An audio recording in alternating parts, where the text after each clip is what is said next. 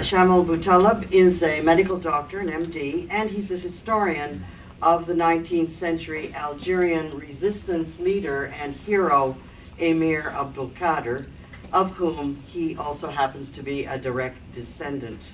Dr. Boutaleb has published 3 books on Emir Abdelkader and several articles, and he's going to talk about both de Tocqueville and Emir Abdelkader, particularly the former, of course, and parts of their relationship. Dr. Boutaleb. Thank you, Barbara. Bismillah. Ladies and gentlemen, I would like to apologize to you in advance for my bad English pronunciation. This paper only concerns the period 1830 to 1847.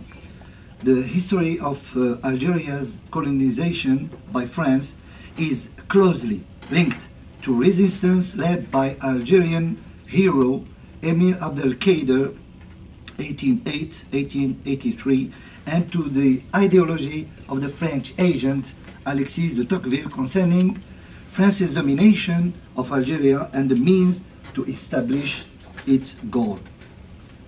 The colonization of Algeria divided the French political sphere into 3 approaches.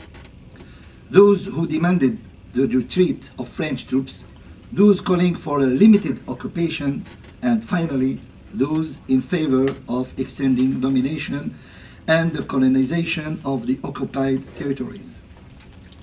Among the last, let us highlight the chief advocate, Maréchal Guizot, and his military accomplices, General Cavaignac, Pélissier, Saint-Arnaud, Lamoricière, Montagnac, and others, militarily led by General Bugeaud. Working with them was Alexis de Tocqueville, 1805-1859, a fervent and desperate defender of colonization at any cost. He was to be their ideologist, a theoretician of colonialism who would legitimize French expansion in Algeria. What are the political theories of Tocqueville? Alexis de Tocqueville had an early interest in Algeria. In 1833, on the advice of General Lamoricière, who he knew since 1828, Tocqueville intended to go to Algeria. He published 2 letters on Algeria in La Presse de Seine-et-Loise, Paris, France, which reveals his knowledge of Algeria and political conditions created by the Tafna Treaty signed May 30, 1837 between General Bugeaud and Emir Abdelkader. This treaty gave in the hand of Emir Abdelkader the 2 parts of Algeria. Tocqueville argued that it was not enough to defeat a nation to govern it, and that government and administration of the Arabs be left to legislation adapted to the prejudices and customs of the country.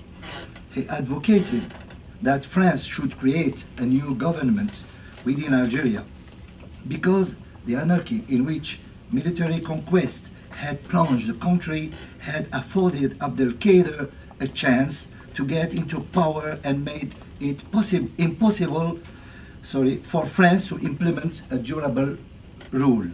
For Tocqueville, it was necessary before colonizing to make war excessively as an object in order to win against Abdelkader, a man he believed possessed a spirit of the rarest and most dangerous kind.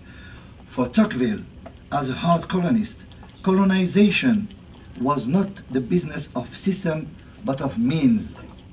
For him, colonization necessitated expropriation. Tocqueville was in favor of forced expropriation moreover. He favored excessive populating settlement by the conquering people. To this end, he was instrumental in the implementation by France of what were known the Arab bureaus. These constitute a useful instrument for French domination. Tocqueville was a partisan not of assimilation but of segregation. He acknowledged that colonization has rendered the Muslim population more miserable, more disorganized, and more ignorant than it was before France's conquest. He also acknowledged that far from having been civilized, Algeria was barbarized. Tocqueville was right when he noticed that the manner in which Abdelkader reacted to occupation could in time become more powerful and durable, and that it would become difficult for France to get rid of Abdelkader. Tocqueville warned that France would never have security or a future on the coast if it failed to impose its authority inside the country.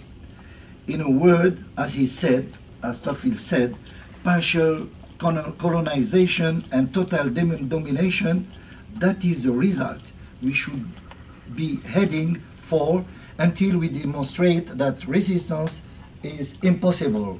In fact, Tocqueville admitted that Abdelkader succeeded in creating an army with cavalry and infantry, and that the government of Abdelkader was rather more centralized, more flexible, and stronger than the administration by the Turks had ever been. Tocqueville concluded that Abdelkader could not be destroyed by the use of arms. At the same time, the Algerian leader knew that he had no chance of winning against France in an open war. Let us see the first trip of Tocqueville to Algeria.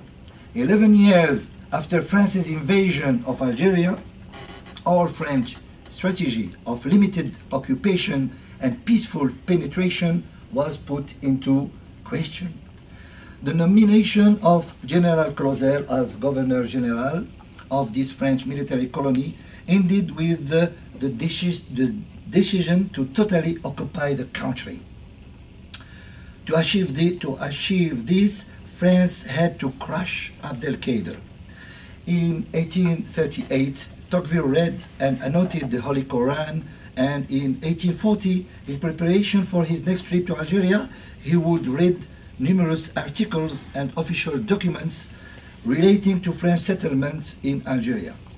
Following numerous summary executions without trial by the French army in the east of Algeria against populations terrorized by French General de Négrier, Tocqueville, sent by the Chamber of Deputies, goes in 1841 to investigate conditions in Algeria.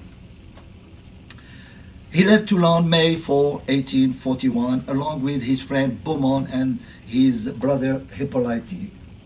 Arriving in Algiers on May 7, 1841, he traveled west to Oran and the famous base, naval base, navy base, Mers el Kebir. On May 28, he embarked for eastern area of Algeria.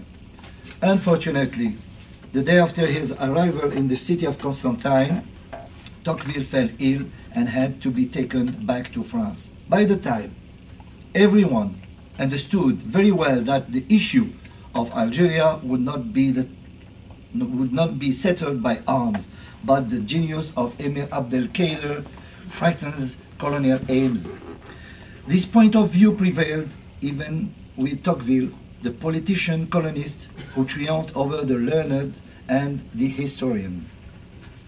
Having analyzed with some insight how the tribes had been united and how a state had been established by Abdelkader, Tocqueville concluded, one cannot rely on the past and believe that this power, that of the emir, after having shined for a while, will fade like others have.